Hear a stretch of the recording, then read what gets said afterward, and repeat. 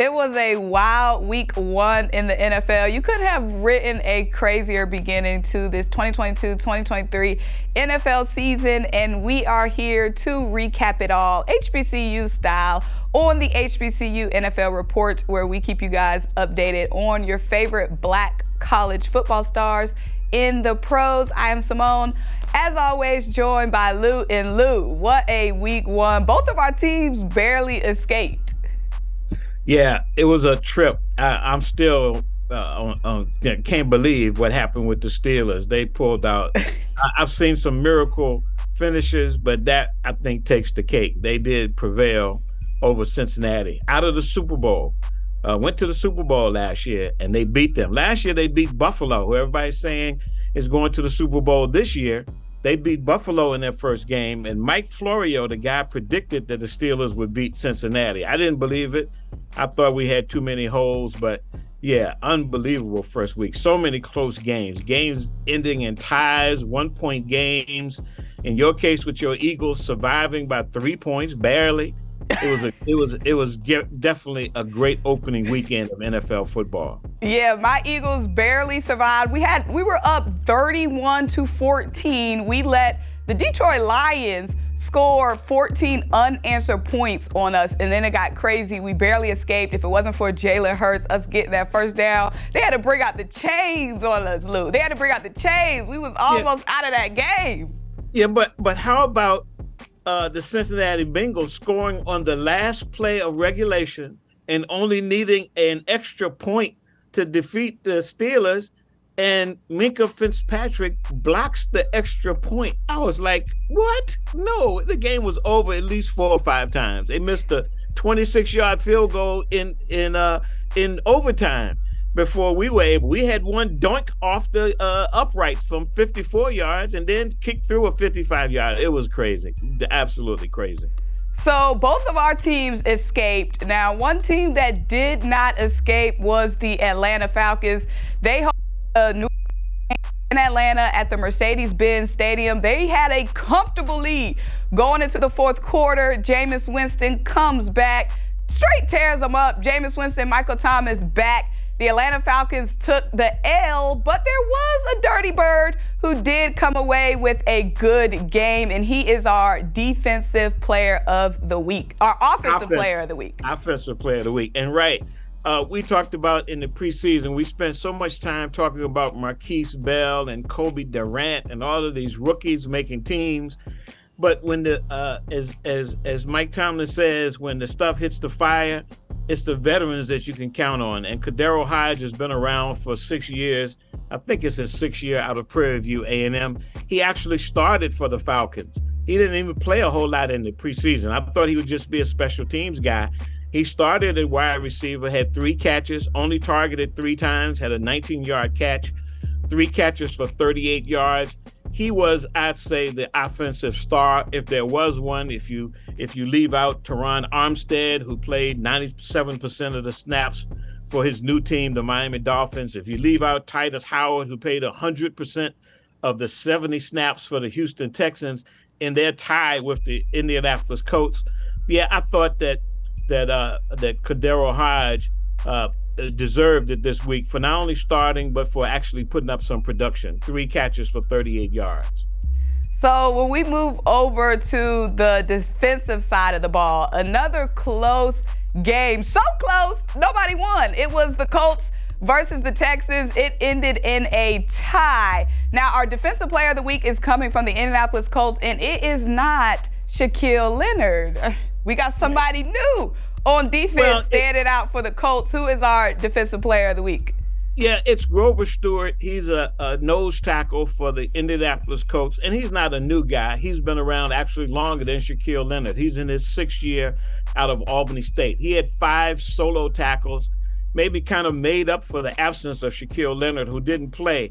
Still nursing an off-season back surgery, trying to come back from that. They decided to hold him out kind of like at the last minute. And if you know Darius, now we call him Shaquille Leonard, keeping him off the field is very difficult. He's a leader of that defense. And they did end up in a 20-20 tie. But, you know, you mentioned something about a comfortable lead. Obviously, there's no such thing as a comfortable lead in the NFL these days. And sure enough, it ended in a 20-20 tie. Obviously, no comfortable leads in week one. So when we move on to special teams, a team that I did not pick, I picked the Tennessee Titans. I needed the New York Giants to lose, but the New York Giants came out with a win over the Tennessee Titans. I guess they're feeling the loss of my man A.J. Brown, who tore it up now for the Eagles. But our special teams player of the week is coming out of New York. Who is he, Lute? Yeah, he's a punter out of Arkansas Pine Bluff. He's had a nickname. They call him the Scottish Cannon. His name is Jamie Gillan out of Arkansas Pine Bluff. He spent his first 5 years in the league with the Cleveland Browns. He went over to the New York Giants this year, signed with the New York Giants, and he is they don't call him the Cannon for nothing. He averaged in 6 punts, he averaged over 51 yards. He put 5 of them inside the 20, and he had a long punt of 69 yards. So he's our special teams player of the week. Didn't have with the guys who did play, played a lot on special teams, particularly the rookie Kobe Durant, as well as Joshua Williams. But the other special teams guy who played was Trenton Cannon, who was elevated to the active roster before game time on Sunday, I believe it was. He had 2 kickoff returns. One of them was about 30 yards, but it was called back with a holding penalty. So we went with Jamie Gillan as the special teams player this week for the way he boomed those left-footed kicks. He kicks left-footed for the New York Giants. So he was our special teams player of the week. You mentioned a few rookies that saw the field for the first time this week. How did some of our new NFL pros do? Yeah, well, the big thing was, and we talked last week about who we were going to be watching, and with all of the hype and coverage they got in the preseason, I wanted to see how much would Marquise Bell play for the Dallas Maybe Cowboys. He should have played a little bit more, Luke. How about that? How about that? But he was inactive. So was the rookie Ja'Tyre Carter, the offensive lineman out of Southern. He was inactive. And also Deshaun Dixon, the guy that we talked about making the 53-man roster as an undrafted free agent. Nope, no action this past week. So, they got all of that publicity and that hype in the preseason because I guess the teams wanted to see whether they deserved to even be on the squads to make the 53-man rosters. But now when the bullets start flying, they actually did not even get active for these games. But like you said, based on the results, Jacksonville lost, Dallas lost, Chicago did win, but maybe they'll get in. They didn't put them on the 53 roster for nothing. They're going to get a shot to play some, probably starting on special teams, but I'm sure they'll be getting into the games as well. So that's definitely a storyline for us to watch week 2 that starts this Thursday night. As we talk about week 2 and look ahead a little bit, we're still coming down off of this week 1 craziness, but what are you looking out for week 2? I'm looking to see how my Steelers are going to do when they play, and I hope they do kill Bill Belichick and the New England Patriots. That's what's going on this week. But on the HBCU level, we do have an HBCU player, Trent Scott, out of Grambling. He only got in for 2 plays. We brought him in, when you bring in that jumbo package, we brought him in on the goal line. But basically, just going to continue to see whether Shaquille Leonard plays this week. That's going to be a big one. How some of these rookies, if they get any action, any actual game action, we'll keep an eye on that also. For me, I'm looking out for my Eagles. Week 1, we had the Lions, and Luke, we're supposed to be a team that's built on stopping the run, and that's due in part to the grave digger being up front, Javon Hargrave, former South Carolina State University Bulldog. He got in on 55% of the snaps at defensive tackle in week 1. But Luke, the Lions tore it up on us. DeAndre Swift was just doing whatever he wanted. That has me nervous. For week 2, we have Dalvin Cook coming to town, and DeAndre Swift is fire, but Dalvin Cook is something else. So I'm like, okay, y'all, we got to tighten up some stuff week 2.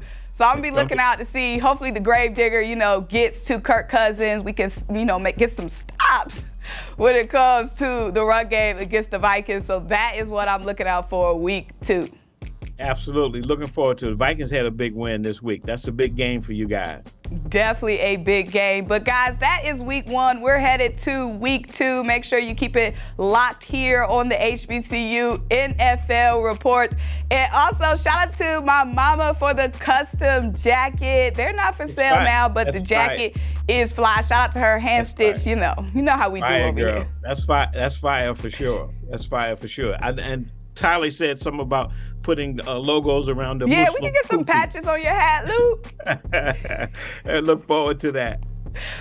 Well, guys, I'm Symone. He is Luke. This is HBCU Game Day. Thank you guys so much for joining us.